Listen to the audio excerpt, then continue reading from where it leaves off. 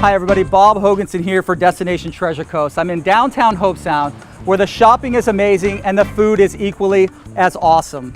You know, people have been coming to the area for many years for the year-round warm temperatures and awesome outdoor recreation. On this episode, I'm going to take you to some of those places and show you what's cool to do in Hobe Sound.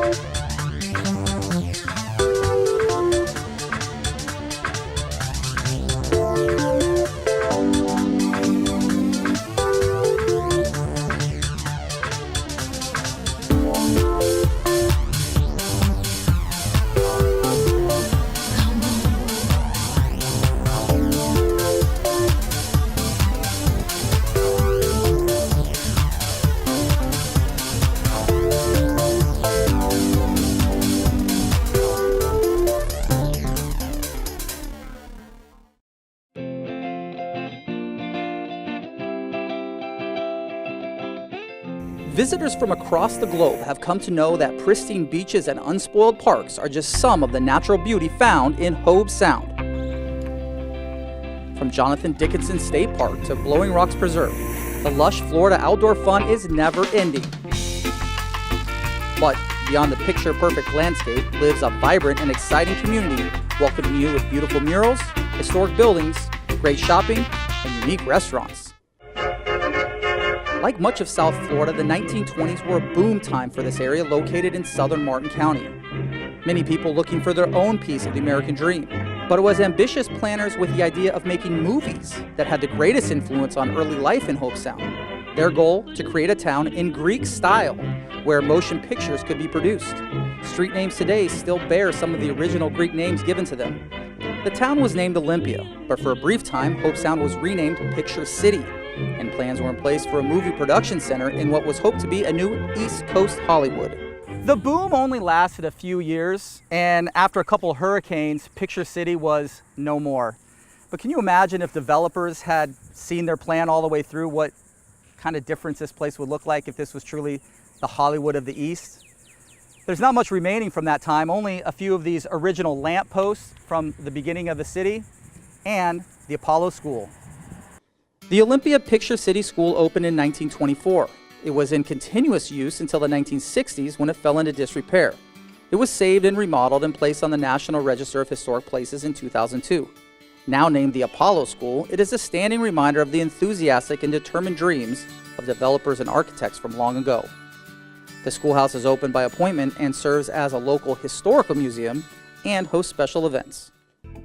Destination Treasure Coast is brought to you by the Martin County Office of Tourism and Marketing. For more information, visit our website at discovermartin.com and find us on social media using the hashtag DiscoverMartin. Enough about the history lessons. Let's talk about what's happening in Hobe Sound right now. And it all starts right here on the iconic Banyan Tree-lined Bridge Road. Some of the best ways to see Hobe Sound is by biking and paddling. I got a chance to catch up with the folks over at Village Bike and Paddle, where they gave me a tour of their backyard.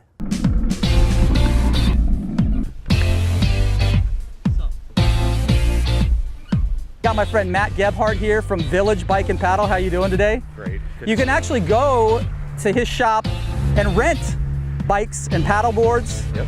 Tell me what you guys got there. Whatever you're looking for, really. If you want to get out by bike and check out the iconic Bridge Road, world famous, it is absolutely stunning. Probably a favorite among the locals and visitors. And you guys actually will, for visitors especially, people that are in town just, you know, for a couple days or a couple nights, you'll actually deliver to them, right? Oh, absolutely. You're here on vacation, you've got a rental car, you have no way to get this bike back to your place. We take care of that part, so all you have to do is get on and ride. Awesome. I think we got to show the folks some of the great scenes around here, huh? Absolutely. Sounds like fun. Should we roll? Sounds good. Let's go. Let's go.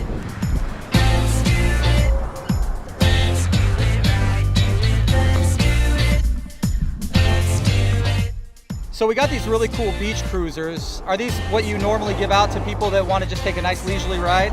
Oh, absolutely. It's classic cruiser design, very comfortable, Even if you haven't been on a bike in 20 years, you'll be able to figure this out. Let's put on the helmets and let's go for a ride. Sounds good. To ride your bike through scenic Hobe Sound is to be one with nature. To ride through the Banyan Line Bridge Road is magical. The easy ride is very flat, except for the elevation when you cross over the Intracoastal Drawbridge. Oh, who put this hill here? It really is amazing to take in this beauty, especially by bicycle. Oh, absolutely. It's definitely my favorite way. It forces you to slow down. Kind of take a deep breath and enjoy the scenery. Absolutely. The bike and pedestrian path will lead you to Hobe Sound Beach, where you can catch some rays and some surf and have an awesome day at the beach. But shuttling bikes all around is just a small part of what Village Bike and Paddle do. We facilitate fun.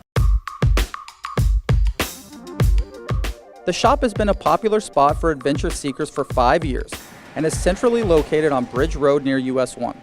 You know, we sell bikes, we fix them, we sell paddle boards, we take people out on tours. From simple cruiser bikes like the ones we took out, to the more dynamic racing mountain bikes, to gear and GoPros, paddle boards, and rides for the little ones, the shop carries everything for the Hobe Sound Explorer. A fully stocked service center is also on site for any repair you may need, and talented staff awaits to help you out with whatever level of excitement you're looking for. Guiding you from your first time out on the water to, you know, you've decided that you want to start surfing, you want to start racing, you want to put the dogs and the fishing gear on, and you want to cover some ground. Whatever direction you're thinking you might go, we can help you figure out what you need. And what I needed to do was try out those paddle boards. The bikes were awesome. Beautiful ride through the hammock of the trees.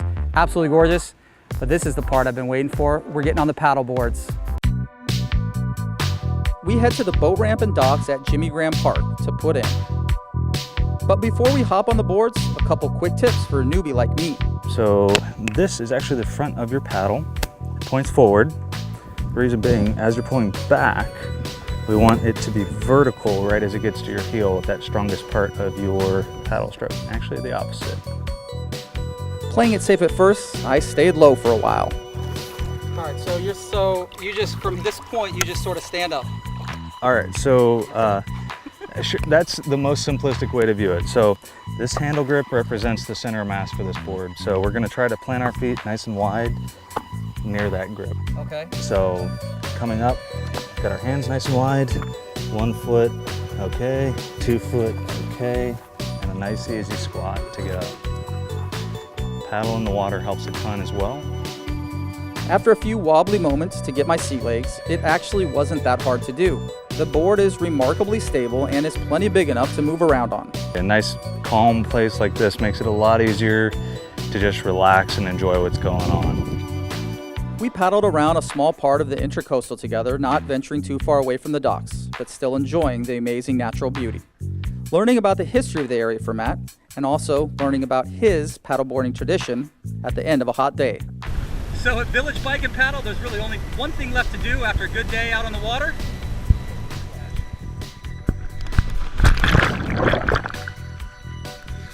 An awesome time out here on the water today, also riding the bikes. Matt, I couldn't be more grateful. Thank you for showing us around. And if you want to get on the bikes or you want to get on the paddle boards, call Matt over at Village Bike and Paddle here in Hobe Sound. He's going to show you a good time. If you don't have the time for the biking and paddling but still want to get outside and enjoy the nature, there's plenty of parks. Check out this one. The real beauty of Hobe Sound is on display here at Peck Lake Park. You can come with the family and use the picnic tables or take a walk on the Boardwalk. It's about a 15-minute walk down to the water, 15-minute back, real short, beautiful. Let's go take a look.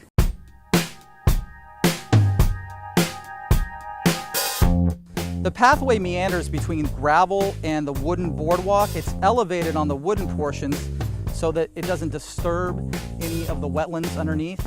And that's where all the wildlife is. So if you're lucky, you might see something.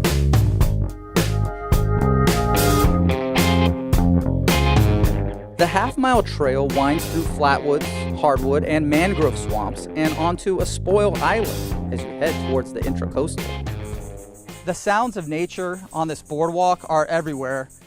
You really feel like you're in old Florida, just among all the vegetation and ferns and stuff. It really is just a beautiful walk on the boardwalk. Some of this land is the spoil island, made from the dredging of the Intracoastal decades ago. Interpretive displays like this one here are posted all throughout the boardwalk. They really tell the history of the area and about the people that once cultivated this land and lived here thousands of years ago. So the real payoff of this beautiful walk is right here at the end. The boardwalk actually just goes right to the edge of the Intracoastal waterway, and as you can see, it's just incredible out here. And this area tends to be particularly quiet, as the land you see across the water is part of the uninhabited Hobe Sound National Wildlife Refuge. And if you're feeling a little adventurous, bring your flip-flops or your sandals, because you can actually walk down the stairs and go to a little beach over here. Let's go check it out. So clearly I'm totally ill-prepared for a day at the beach with my khaki pants and long sleeve shirt. But this is almost kind of like a secret little spot. Shh, don't tell anybody, but it's right at the end of the boardwalk. The stairs come right down here, and maybe you could come down here like today and have it all to yourself.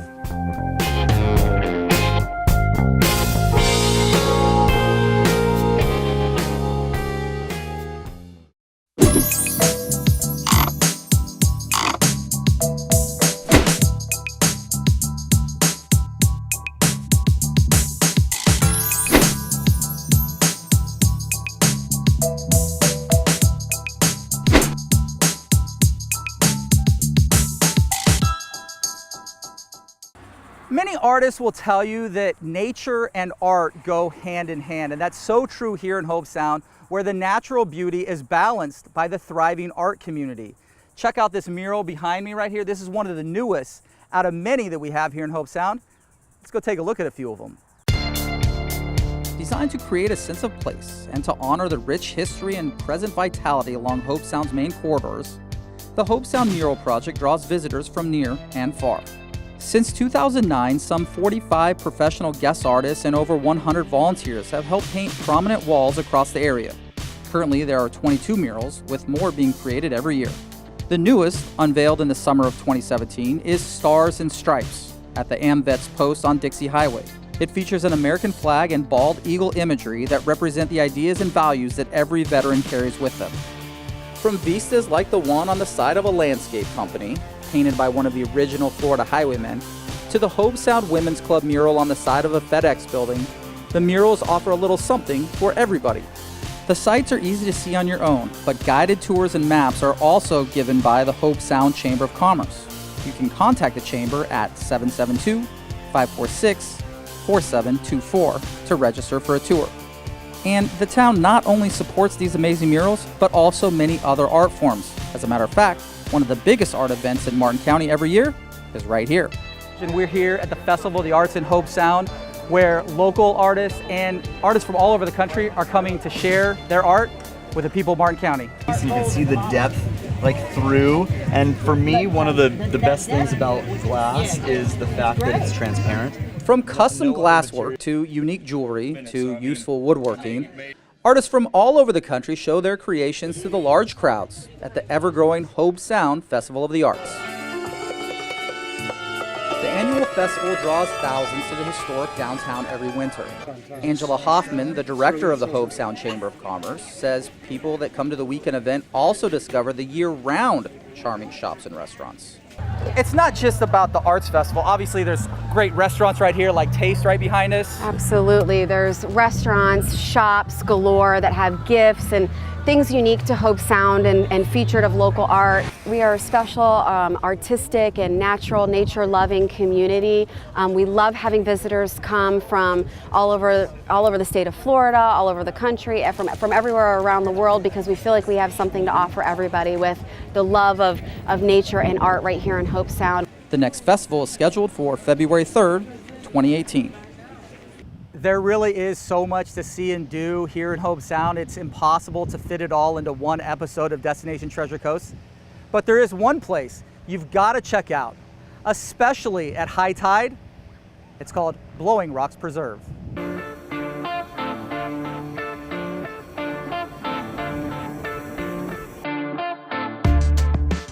Named one of the top beaches in Florida by national publication Condé Nast Traveler, Blowing Rocks Preserve does not disappoint.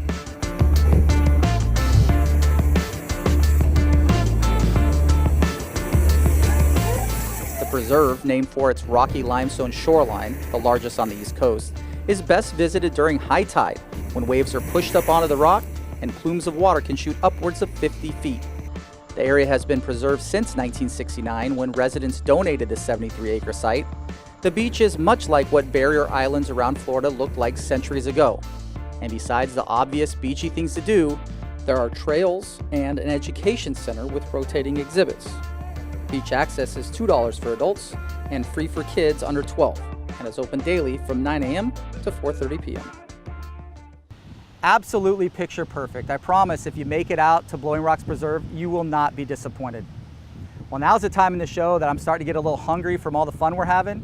So we're gonna go check out one of the legendary restaurants in the area that probably has one of the most unique menus as well. We're gonna go cruise up US 1 and go check out the Catfish House. One of the most popular restaurants in Hobe Sound, admittedly, doesn't look like much. You gotta have the right place for a catfish house. You can't just, it's gotta have that shack look, you know? That shack look, along with a family atmosphere and delicious dishes, have been feeding Hobe Sound locals and visitors for 20 years. Blackened shrimp and the barbecue chicken. Owners Greg and Loretta Nascenti grew up in the restaurant business in Fort Lauderdale.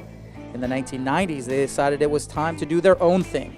But where would that be? Well, we ventured out looking around different areas, and we came up to Hobe Sound, and immediately we fell in love with the area. We just drove up and down these at the Treasure Coast until we saw something. We just saw this place, fell in love with it.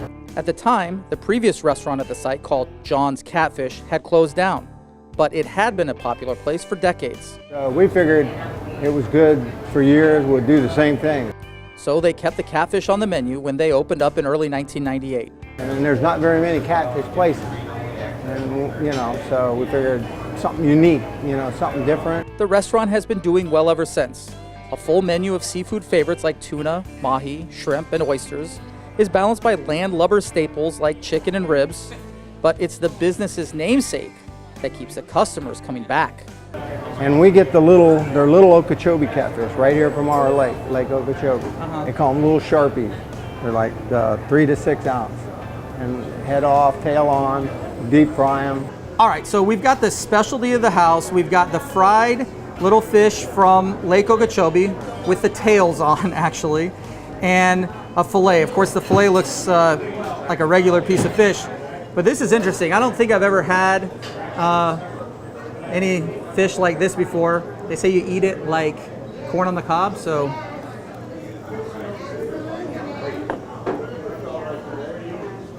It's good.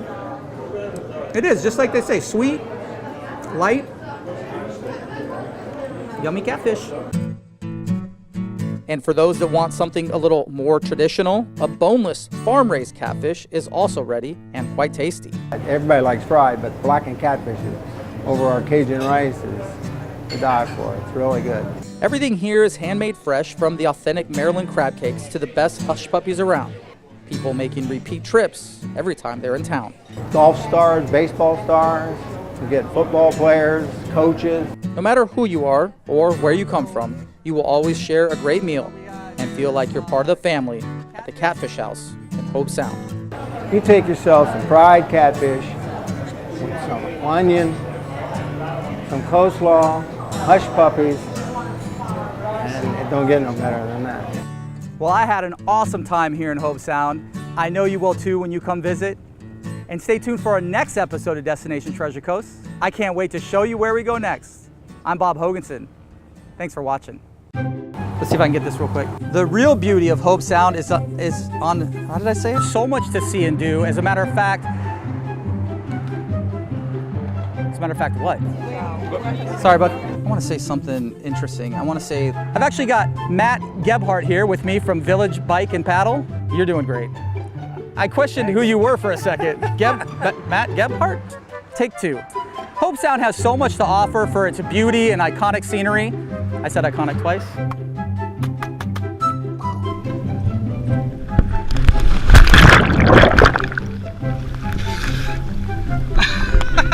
it's like quicksand. The beauty of Hobe Sound and experiencing it through the bicycles. I mean, there's really...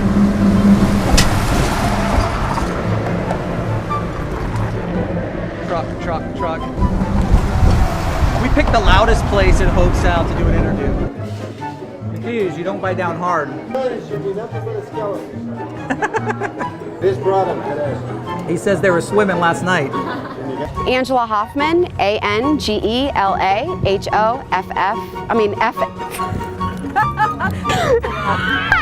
Are we gonna do bloopers? Because that'll be great. Okay, let me try it again. You know your last name? It depends on the day.